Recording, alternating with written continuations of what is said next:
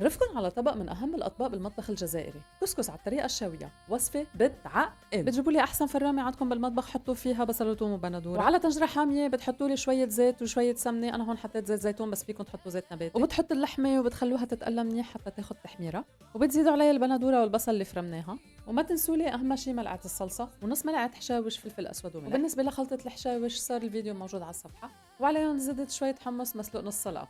وهون بنيجي لتحضير البربوشة، انتو كيف بتسموها عندكم؟ الأصول إنه الكسكس بيتفور 3 مرات على البخار. إذا ما انوجدت طنجرة البخار فيكم تحطوه بمي تنقعوه شوي وتحطوه بالمايكروويف لحد ما يتهبل. زيدوا لي عليه سمنة وزيت وفركوا لي اياهم كتير منيح، وعلى الطنجرة بتنزلوا لي الخضرة وبتتركوها لبين ما تستوي. يا ويلي يا ويلي، روايح بتشهي، ولا المرأة شوفوا لي اياها شو انها مدسمة.